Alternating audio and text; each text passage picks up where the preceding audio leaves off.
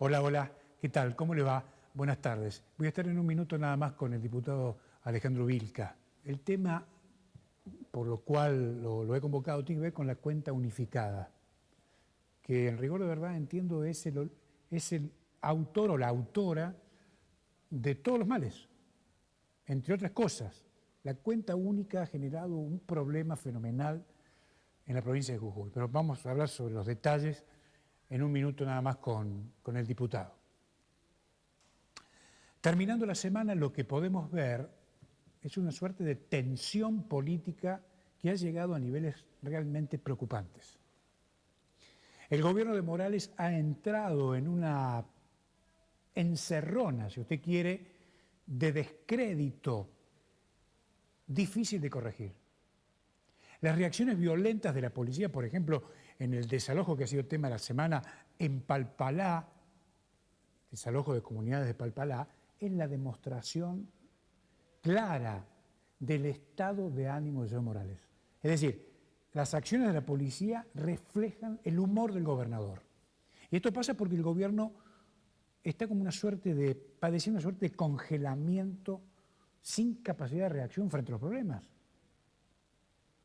Entonces, esta violencia es producto de la impotencia para resolver los problemas. Nadie cree, además, que las acciones de hoy resuelvan los problemas de mañana. Por eso hablo de descrédito sin retorno. Aquí me parece a mí hay un deterioro fenomenal de los servicios públicos como consecuencia de esta decisión brillante del señor Morales de crear la cuenta única, tema que vamos a hablar con el diputado Vilca, la cuenta unificada. Morales y Rivarola, además, creen, porque son socios, y gracias a la sociedad que tienen con Rivarola, se crean estos disparates como la cuenta unificada, entre otras cosas. Ellos creen que pueden tapar, esperemos un poquito, ellos creen que pueden tapar la inoperancia y las aberraciones que están cometiendo juntos con un título intrascendente en la tapa de un diario acusando al periodismo independiente de desprestigio. No hace falta que nadie los acuse ni los denuncie. La atrocidad, me parece a mí, es el sello, es la marca que caracteriza a Morales y a su socio Rivarola. Podemos bajar la persiana un mes y le aseguro que siguen chocando la provincia. Esta sociedad es tan nociva que ha provocado un severo deterioro político, económico, ético y organizativo en el gobierno. ¿Se da cuenta?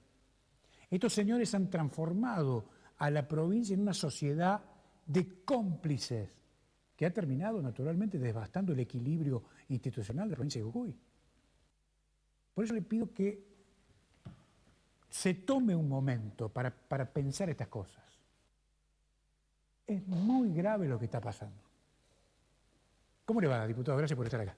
¿Qué tal? Muy buenas tardes, Ale. Un gusto estar en el canal. El gusto es mío, gracias por venir.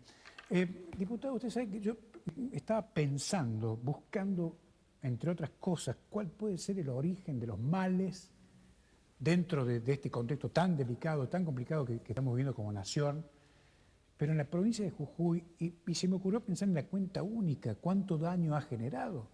Yo creo que la cuenta única ha sido una medida que ha mostrado un poco lo que vos decías. Yo me quedo con unas cositas que vos dijiste en la editorial, que es esa sociedad.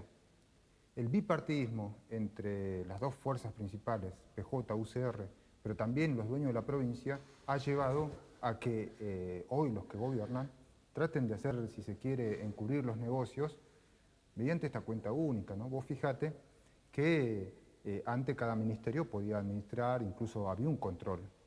Ahora todo se centraliza. El poder en el gobierno de Gerardo Morales, en su momento, en este momento de pandemia, bajo el COED, él, sus ministros, faltaba manejar las cuentas, ¿no? Y es así. Hoy puede manejarla a gusto y placer. Poner, sacar, donde haga falta y seguir manteniendo los negociados, ¿no? Incluso sin que haya mayores controles. Entonces, obviamente, esto se presta a todo tipo de negocio, ¿no? Pero también muestra otra cuestión, ¿no? Que es lo que ellos siempre dicen, ¿no? Que hay un problema económico, financiero, entonces eso lleva a que concentren más las finanzas de la provincia, no solamente para cumplir deudas como las deudas provinciales, si es que haría falta sacar de un lado para poner en otro, sino también de que las cuentas poco a poco no van cerrando. Entonces ese es otro problema, ¿no? Yo creo que cuando se habla de cuenta única también hay que pensarlo en ese sentido, ¿no? De que hoy no solamente se ha gastado, se ha despilfarrado, como se dice, sino también se han tomado medidas que no han favorecido para nada al pueblo trabajador, sino un sector. Y ese sector fueron los mismos de siempre, como te decía, ¿no? El bipartidismo, los negocios, pero también el poder político. Vos fíjate que en 2017 digamos, se quitó digamos, una exención impositiva a las grandes fortunas, bueno, a la exención digamos, de ingresos brutos, a los grandes empresarios, entonces eso lo que produce es que el Estado recaude menos. Se ha venido favoreciendo siempre a los empresarios, entonces el Estado ha recaudado menos. Ahora, con menos plata, obviamente, mantener este Estado, estos negocios, ha llevado a que ellos tengan que concentrar en pocas manos o cada vez más en el poder del ministro de Economía, en Sadir, y en el gobernador de poder distribuir todos los fondos a gusto y placer, ¿no? Pero cuando sucede esto, ¿vale? El que pierde siempre son los sectores populares, ¿no? Los comedores, los trabajadores, no hay paritarias, Es decir, y eso es lo que nos preocupa. claro, yo lo que noto, diputado, es que el nivel de precarización que tienen los ministerios es realmente penoso. Mira, el Ministerio de Salud es uno de ellos. Me ha tocado marchar junto a los trabajadores de la salud, Sí. los trabajadores del SAME, los enfermeros, donde no solamente se le adeudan los salarios, se le pagan muy poco, en algunos casos se le había prometido el pase a planta permanente, no se ha modificado eso, o sea, a ver, el Ministerio de Salud también, donde hay muchos trabajadores que, digamos, que sufren esa precarización laboral, a pesar de que, bueno, está en un sistema de virtualidad, hoy sigue existiendo esa situación. Bueno, los comedores, donde no llega la plata más en situaciones como esta. Entonces, bueno, se viven repitiendo y obviamente tampoco hay paritarias para los trabajadores, ¿no? Congelamiento. Entonces vos decís, bueno, hay una concentración del poder económico, pero después los ministerios parece que están pintados, ¿no? Entonces eso es lo que nos duele, de que no hay una respuesta al conjunto de los reclamos de los Ahora, sectores fíjese, populares. ¿no? Fíjese el nivel de disparate, porque en definitiva no se termina haciendo ni una cosa ni la otra. Es decir, se desfinancian los ministerios, se precarizan los servicios públicos. Claro. Pero además la plata que va a pagarse los créditos internacionales que ha tomado este señor, tampoco genera ningún rédito, porque Cauchari está, que sí, que no, que sí, que no. Funciona que no, Digamos, claro. por eso digo, ni una cosa ni la otra. No, por eso. O sea, yo creo que el gobierno ha fracasado, yo creo, en lo que es el manejo financiero, ¿no? Endeudar una provincia como la nuestra en dólares. Hoy, mirando la foto hoy día con lo que está la inflación, Jujuy, yo creo que nos tendremos que preocupar todos. Además, las finanzas que no llegan, pero además las medidas que han tomado no han sido para recaudar más, sino que al contrario, han dado más facilidad a los grandes empresarios, a las mineras, a las tabacaleras, a los ingenios, pagan menos. Entonces, recaudar menos el Estado, favorecer un sector político, el que pierde después, los que pagan la crisis son los trabajadores. Yo entiendo. Es decir, digamos, el Estado debe recaudar. Ahora, el problema que tiene, hay un problema adicional, Alejandro, no sé si usted comparte, Sí. que es ¿qué hacen con la, después? Vos podés recaudar mucha plata, ahora, ¿qué haces con la plata? No, bueno, Ahí es otro problema no menor. sostenés un aparato estatal de funcionarios, bueno, ya hemos visto la cantidad de funcionarios que tiene este gobierno con grandes sueldos, el poder judicial, la legislatura, o sea, cuando hoy, digamos, el nivel de pobreza es importantísimo, ¿no? Entonces vos decís, tener un Estado que apenas alcanza para llegar a fin de mes y pagar los salarios, pero sigue manteniendo y sosteniendo si se quiere, el despilfarro de los funcionarios y también lo que ya hemos visto algunas muestras de cómo también las visitas del gobernador siguen siendo proselitistas, ¿no? Para dar bolsones, ayuda discrecional, y la verdad que la ayuda no llega, ¿no? Entonces por eso nosotros estamos obviamente en contra de eso, nosotros creemos que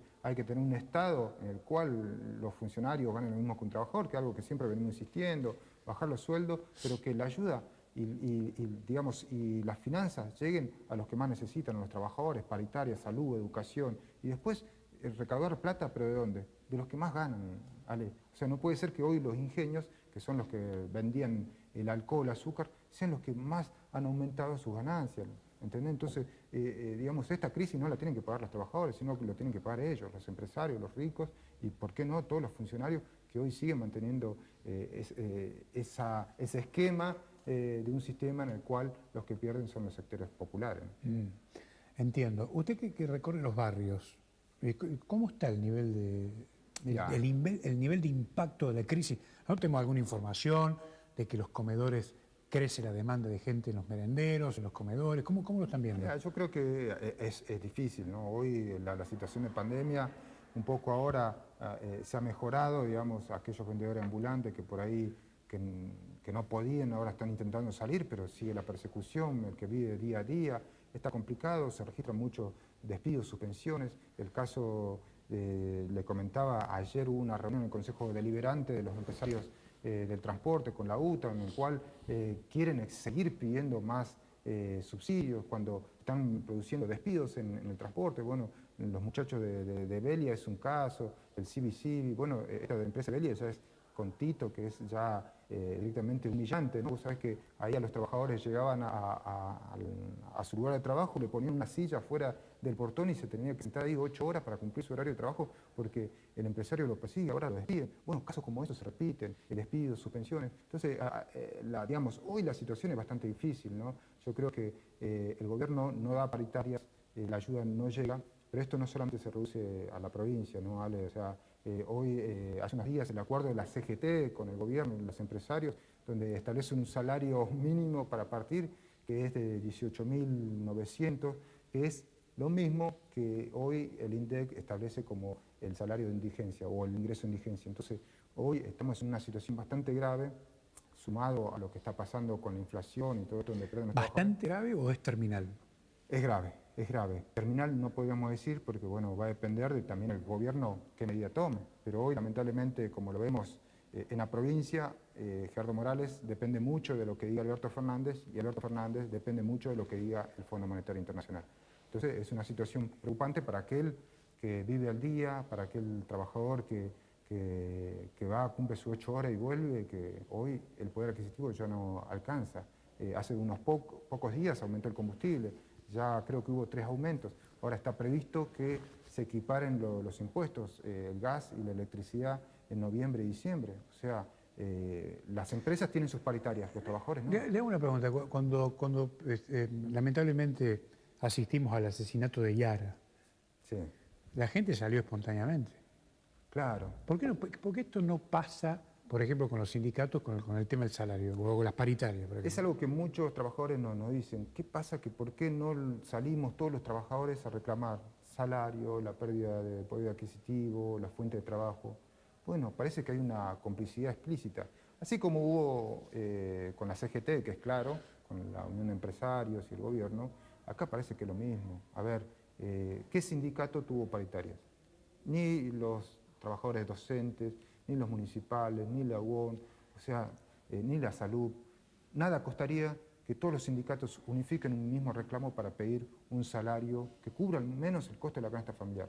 Eso no sucedió, pero porque muchos dicen, bueno, por la pandemia no se puede salir, pero lamentablemente por un hecho trágico y lamentable por los femicidios que hubo de las 5 mujeres acá en la provincia de Jujuy, que obviamente es repudiable, mostraron que la fuerza está. Las mujeres salieron, coparon la plaza, el centro, fueron miles. Y ahí se muestra de que cuando hay reivindicaciones justas, se puede salir, incluso se puede lograr esas reivindicaciones. Bueno, lamentablemente se ve que hay parece un acuerdo o al menos una paz social que sigue manteniendo los sindicatos con este gobierno. Fíjese, otro de los temas que en esta semana realmente nos llamó poderosamente la atención, la idea, la intención del gobierno de volver a las clases. Bueno, ¿Usted cree que está perdido el año o no? Mirá, yo creo que el que está perdido es el gobierno. Ajá. O sea, no tiene una brújula, ¿cómo va a pensar? Ya de hecho creo que fue un fracaso esto de las clases virtuales, por la misma realidad, digamos, social, ¿no? Hay muchas personas que por ahí en el norte o en el ramal que no hay siquiera hay señal de internet. Pero no hace falta. No, y acá nomás vos te vas Alto comedero.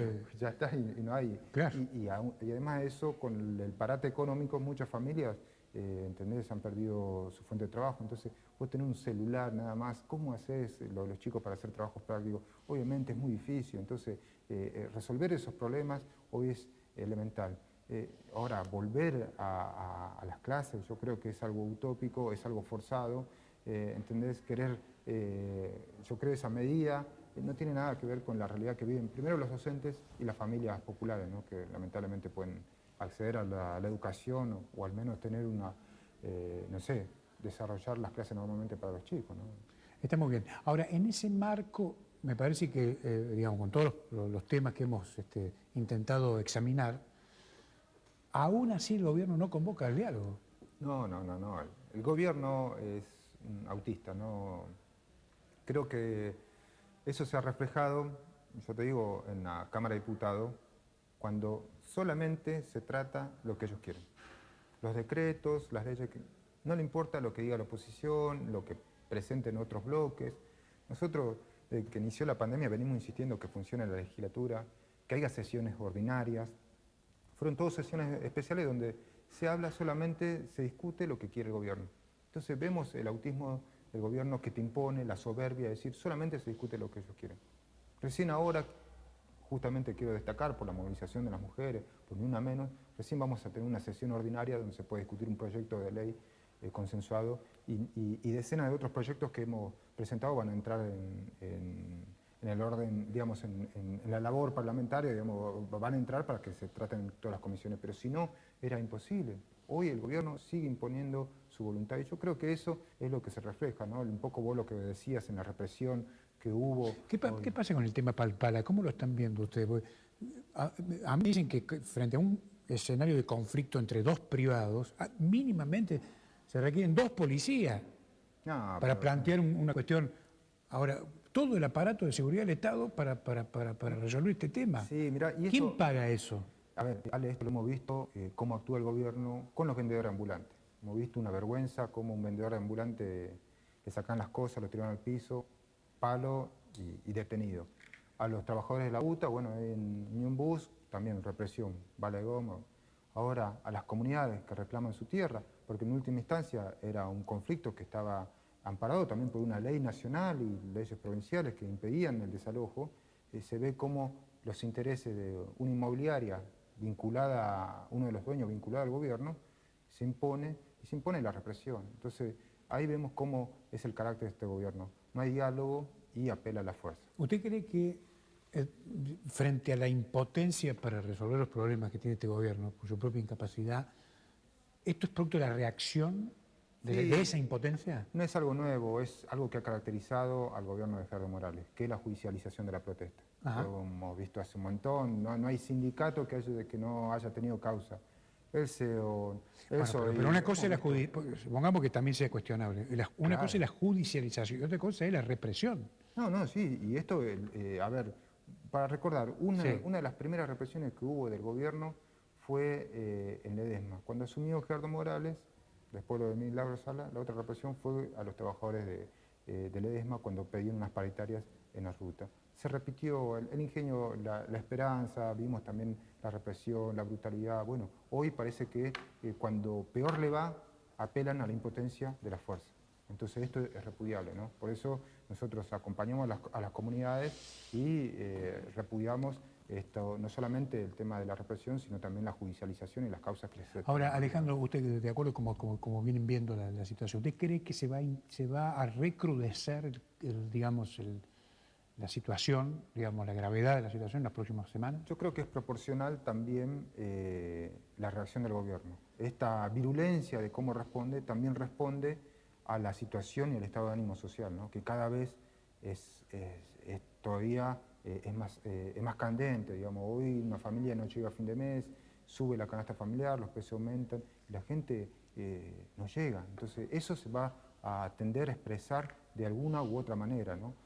A través de los sindicatos, de los movimientos de SUPADO, en los barrios, porque la necesidad está instalada. Ahora el gobierno responde también por eso de forma virulenta. Por eso hay que repudiar todos esos intentos represivos, pero el gobierno tiene que dar respuesta. Y si no le da respuesta a ello, la gente va a salir a buscar una respuesta en la calle. Y yo creo que eso es lo que realmente se quiere evitar, ¿no? Lo que quiere evitar el gobierno, y en esos acuerdos con algunos sindicatos que impiden que los reclamos de los trabajadores se expresen en las calles, y nosotros queremos que se exprese también ahí, como también en la legislatura y en todos los ámbitos, ¿no? Gracias por venir. Gracias. Ha sido muy amable, ¿eh? Gracias. Bueno, Alejandro Vilca con nosotros, terminando la semana. Que tenga un gran fin de semana. Nos reencontramos el lunes. Chau.